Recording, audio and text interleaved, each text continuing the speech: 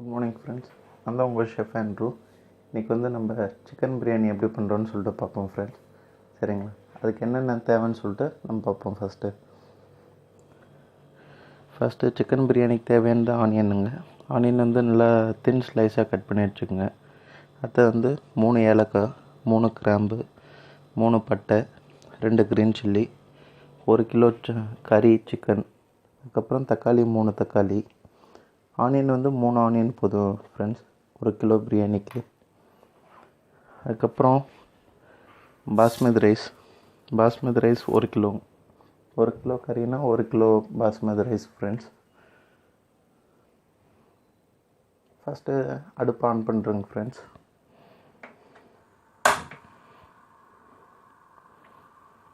அடுப்பு ஆன் பண்ணி நான்ஸ்டிக் இந்த மாதிரி பேன் வச்சுக்கோங்க. நான்ஸ்டிக் வச்சிங்கன்னா மோஸ்ட்லி உங்களுக்கு அடி பிடிக்காது. அதனால் நான்ஸ்டிக் பேன் வச்சுக்கோங்க ஃப்ரெண்ட்ஸ். பேன் நல்லா சூடாக வச்சுன்னா பாருங்கள் ஃப்ரெண்ட்ஸ். பேன் நல்லா சூடானதுக்கப்புறம் எண்ணெய் ஊற்றுங்க.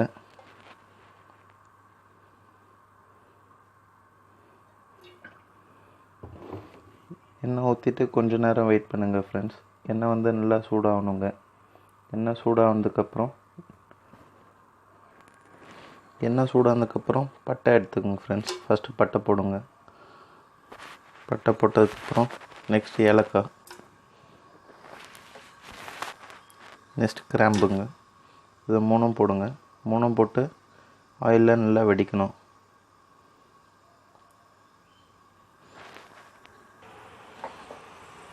ஏலக்காய் நல்லா வெடிக்க ஆரம்பிச்சிச்சு ஃப்ரெண்ட்ஸ். அந்த நேரத்தில் ஆனியன் போடுங்க.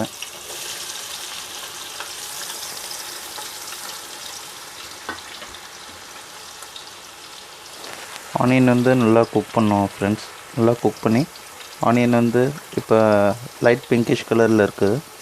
நல்லா ப்ரௌன் கலரில் ஆனியன் குக் ஆகணும். அது வரை நல்லா சாத்தே பண்ணுங்கள். அதேமாரி ஒரு பிரியாணி செய்ய போகிறீங்கன்னா இது சிக்கன் ஃபஸ்ட்டு ஒரு 2 to 3 ஹவர்ஸ்க்கு முன்னாடியே வாங்கி நல்லா ஃப்ரெஷ்ஷாக கழுவிடுங்க ஃப்ரெண்ட்ஸ். ஃப்ரெஷ் சிக்கன் யூஸ் பண்ணிங்கன்னா ரொம்ப நல்லா இருக்குங்க. ஃப்ரெஷ்ஷாக கழுவிட்டு அந்த சிக்கனில் லைட்டாக salt plus chilli powder, ginger garlic paste plus curd, lemon juice, இது ப்ளஸ் கொஞ்சமாக கரம் மசாலாங்க. இது போட்டு நல்லா ஊற வச்சுருங்க ஃப்ரெண்ட்ஸ். ஊற வச்சிங்கன்னா நல்லா மசாலா நல்லா ஏறுங்க கறியில். கறி சிக்கன் நல்லா டேஸ்ட்டாக இருக்குங்க. அதேமாதிரி ரைஸ் ரொம்ப நேரம் ஊற வைக்கக்கூடாது ஃப்ரெண்ட்ஸ். பாஸ்மதி ரைஸ்னால் ஒரு 10 மினிட்ஸ் ஊறினா போதுங்க. நீங்கள் வெங்காயம் ஆயிலில் போடுற நேரத்தில் அந்த நேரத்தில் நீங்கள் அரிசி ஊற வச்சா போதுங்க. இதேமாரி பாஸ்மதி ரைஸ் ஒரு கப்புக்கு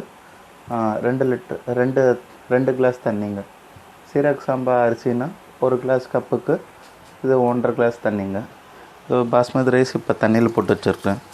ஒரு 10 மினிட்ஸ் நல்லா சோக் ஆகணும் ஃப்ரெண்ட்ஸ். அது ரைஸ் போட்டு உடனே கழுவிடுங்க. அதேமாரி நல்லா சோக் ஆகிட்டு கழுவுனிங்கன்னா ரைஸ் ஒஞ்சிரும் ஃப்ரெண்ட்ஸ். ஆனியன் கொஞ்சம் ஓரளவுக்கு லைட்டாக வதங்கினதுக்கப்புறம் இந்த நம்ம கட் பண்ணி வச்சுருக்க க்ரீன் சில்லி இப்போ போட்டுருங்க ஃப்ரெண்ட்ஸ். போட்டு இன்னும் கொஞ்சம் ஆனியன் இன்னும் நல்லா வதங்கணுங்க. நல்லா கோல்டன் ப்ரௌன் கலரில் ஆனியன் வதங்கணுங்க ஃப்ரெண்ட்ஸ். இங்கே பாருங்கள் ஃப்ரெண்ட்ஸ், இந்த ஆனியன் நல்லா ப்ரௌனிஷாக வந்துருச்சு. ஸோ ஆனியன் இந்த மாதிரி வதங்கினா தான் நல்லா டேஸ்ட்டாக இருக்குங்க பிரியாணி. ஆனியன் இந்த மாதிரி வதங்கினதுக்கப்புறம் இஞ்சி பூண்டு பேஸ்ட்டு போடுங்க.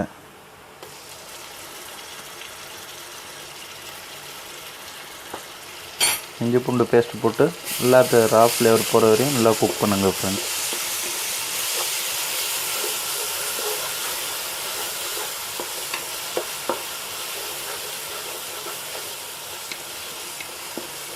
தெரியுதுங்களா உங்களுக்கு அந்த ஆனியன் கலரு நல்லா கோல்டன் ப்ரௌனில் வரணும்.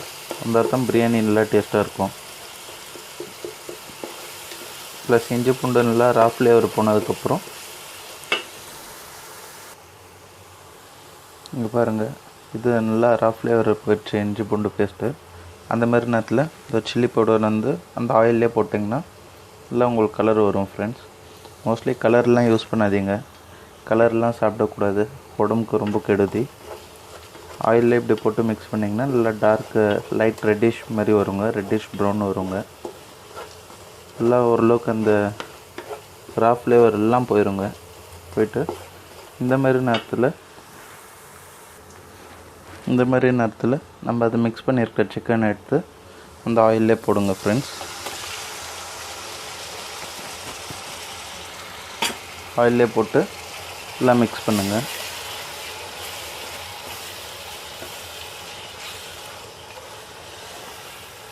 இங்கே பாருங்கள், இதுலேயே நல்லா கலர் வந்துருச்சு. அதனால் இதெல்லாம் போடாதீங்க. கலர் பவுடர்லாம் எதுவும் போடாதீங்க ஃப்ரெண்ட்ஸ், ரொம்ப உடம்புக்கு ரொம்ப கெடுதி. எல்லாம் மிக்ஸ் பண்ணி விட்டு கொஞ்ச நேரம் அதிலே குக் பண்ண விடுங்க. குக் பண்ணிட்டு தக்காளி இப்போ போடக்கூடாது ஃப்ரெண்ட்ஸ். தக்காளி ஒரு 10 மினிட்ஸ் கழிச்சு தக்காளி போடணுங்க. சிக்கன் ஒரு ஆஃப் குக்காக வந்ததுக்கப்புறம் தக்காளி போடணும். கறி நல்லா கொதிக்க ஆரம்பிச்சிருக்கு ஃப்ரெண்ட்ஸ். அதனால் மேலே மூடி போட்டு ஒரு 5 to 10 மினிட்ஸ் அப்படியே விட்டிங்கன்னா கொஞ்சம் கறி ஒரு ஹாஃப் டன் ஆயிரும். ஹாஃப் டன் ஆனதுக்கப்புறம் டொமேட்டோ நீங்கள் ஆட் பண்ணலாம். இப்போ மூடி ஓப்பன் பண்ணுங்க ஃப்ரெண்ட்ஸ். பண்ணிவிட்டு நான் சொன்னேன்ல அந்த தக்காளி மிக்ஸ் பண்ணணுன்னு சொல்லிட்டுங்க. அதனால் இப்போ தக்காளி அதில் மிக்ஸ் பண்ணுங்கள்.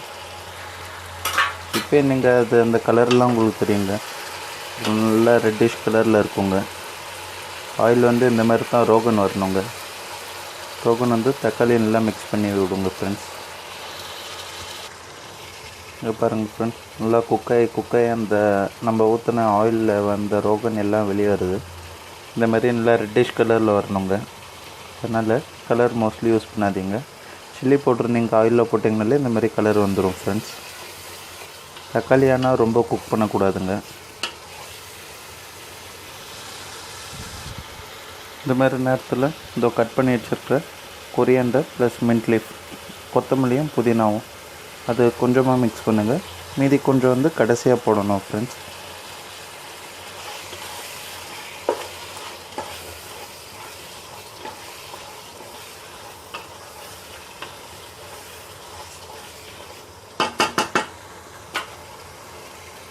ஆனால் சில பேர் நீங்கள் சொல்லுவீங்க, இந்த மாதிரி ஹோட்டலில் பண்ணுற பிரியாணி ரொம்ப டேஸ்ட்டாக இருக்குது, அதே பிரியாணி நாங்கள் வீட்டில் பண்ணுறோம் ஆனால் டேஸ்ட்டாக இல்லை அப்படின்னு சொல்லிட்டு. ஹோட்டலில் பண்ணுறதுன்னா ஆஸ் எ ப்ரொசீஜர் ஃபாலோ பண்ணி நாங்கள் பண்ணுவோம் ஃப்ரெண்ட்ஸ். அதேமாதிரி நீங்கள் வீட்டில் சரி அவசரத்தில் நீங்கள் பண்ணுங்க. அவசரத்தில் நீங்கள் பண்ணாலும் இந்த மாதிரி பிரியாணி நீங்கள் பண்ணிங்கன்னா ஹோட்டலோட உங்கள் வீட்டில் ரொம்ப டேஸ்ட்டாக இருக்கும். உங்கள் வீட்டில் நீங்கள் சில பேருக்கு சிக்கன் பிரியாணி பிடிக்காங்க. சிக்கன் பிரியாணி ஏன் பிடிக்காதுன்னா அதில் கறியில் மசாலா டேஸ்ட் இல்லை அப்படின்னு சொல்லுவாங்க. ஆனால் நம்ம இப்போ பண்ணியிருக்க பிரியாணி எல்லாம் மசாலா நல்லா ஏறுங்க. ப்ளஸ் எல்லாேருக்கும், சின்ன குழந்தைங்களுக்கு பெரியவங்களுக்கு எல்லாேருக்கும் பிடிக்கும்.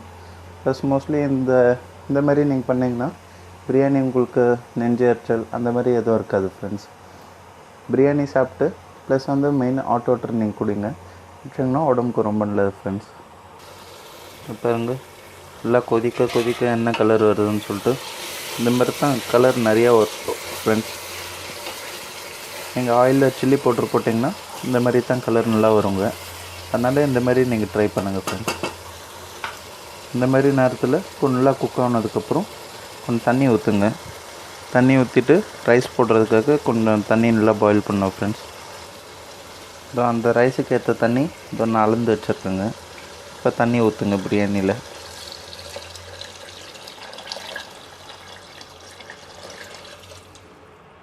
தண்ணி ஊற்றிட்டு மேலே அது மூடி போட்டு வைங்க ஃப்ரெண்ட்ஸ். ஏன்னா கறி இன்னும் கொஞ்சம் நல்லா குக் ஆகணுங்க. அதனால் மூடி போட்டு வைங்க ஃப்ரெண்ட்ஸ். சரி ஃப்ரெண்ட்ஸ், பிரியாணி செம்ம டேஸ்ட்டாக இருக்குதுன்னு நினைக்கிறேன். ஸ்மெல்லு வருதுங்க. அதேமாதிரி உங்கள் பிரியாணி சால்ட்டு ப்ளஸ் ஸ்பைசி கரெக்டாக இருக்குதுன்னா ஸ்மெல்லு கரெக்டாக வருங்க. அந்த ஸ்மெல்லை வச்சா நீங்கள் சொல்லிடலாம் பிரியாணி எப்படி இருக்குதுன்னு சொல்லிட்டு. பாருங்கள், தண்ணி கொதிக்குதுன்னு நினைக்கிறேன்.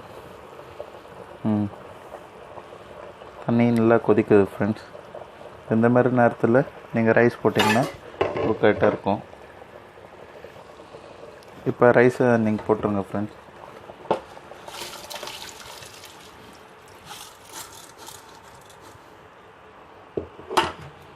ரைஸ் போட்டு எல்லாம் மிக்ஸ் பண்ணி விடுங்க.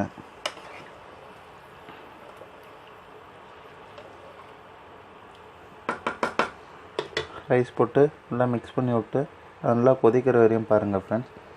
அது நல்லா கொதிச்சு வந்ததுக்கப்புறம் அப்போ நீங்கள் உப்பு காரம் பார்த்தீங்கன்னா அப்போ உங்களுக்கு கரெக்டாக தெரியும். அதுக்கு முன்னாடி நீங்கள் உப்பு காரம் ரைஸ் போடுறதுக்கு முன்னாடி உப்பு காரம் பார்த்தீங்கன்னா கொஞ்சம் அதிகமாகவும் கம்மியாகவும் தெரியுங்க. அதனால் ரைஸ் போட்டதுக்கப்புறம் நீங்கள் உப்பு காரம் பாருங்கள் ஃப்ரெண்ட்ஸ். ஸோ ரைஸ் நல்லா கொதிக்குது ஃப்ரெண்ட்ஸ். இந்தமாரி நேரத்தில் கரெக்டாக தம் போடுங்க. மோஸ்ட்லி ரைஸ் போட்டதுக்கப்புறம் அவ்வளோவா கலக்காதீங்க ஃப்ரெண்ட்ஸ். கலக்குனிங்கன்னா ரைஸ் எல்லாம் ஒன்று போயிடுங்க. பாஸ்மதி ரைஸ் வந்து சீரக சம்பா மாதிரி ஆயிருங்க. ரைஸ் போட்டதுக்கப்புறம் கலக்காதீங்க.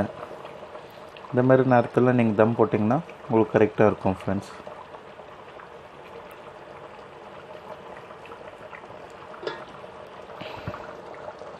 ஸோ தம் போட்டாச்சு ஃப்ரெண்ட்ஸ். ஸோ தண்ணி லெவலும் கரெக்டாக இருக்குங்க. இந்த லெவலில் இருக்கிறப்ப நீங்கள் தம் போட்டிங்கன்னா உங்களுக்கு கரெக்டாக இருக்குங்க. இதேமாதிரி தம் போடுறப்பன்னா கீழே கேஸுக்கு கீழே வந்து இந்த மாதிரி ஒரு தோசை தவா வச்சுருங்க. தோசை தவா வச்சு அதுக்கு மேலே பாத்திரம் தூக்கி வைங்க. இருக்குது ஃப்ரெண்ட்ஸ். இந்த மாதிரி நேரத்தில் மேலே மூடி போட்டு தம் வந்து 20 மினிட்ஸ் தம் போடுங்க. 20 மினிட்ஸ் தம் போட்டு எடுத்திங்கன்னா உங்கள் சூடான சிக்கன் பிரியாணி ரெடி. அப்புறம் சாப்பிட்டு என்ஜாய் பண்ணிட்டு எப்படி இருக்குதுன்னு சொல்லிட்டு சொல்லுங்கள் ஃப்ரெண்ட்ஸ். சரி ஃப்ரெண்ட்ஸ், உங்கள் சிக்கன் பிரியாணி முடிஞ்சிச்சு பாருங்கள். செம்மையாக இருந்திருக்கு. வீட்டில் நீங்கள் ட்ரை பண்ணி பாருங்கள் ஃப்ரெண்ட்ஸ். ட்ரை பண்ணி பார்த்துட்டு எனக்கு ஃபேஸ்புக்கில் ரிப்ளை பண்ணுங்கள். ஃபேஸ்புக்கில் வந்து என் ஐடி வந்து ஆண்ட்ரூ ஷெஃப்னு இருக்கும். இல்லை ரிப்ளை பண்ணுங்கள். சரி ஃப்ரெண்ட்ஸ், உங்கள் டேஸ்ட் எப்படி இருக்குதுன்னு பார்ப்போம். சரி, எனக்கு பசி எடுக்குது, நான் போய் சாப்பிட்றேன் ஃப்ரெண்ட்ஸ்.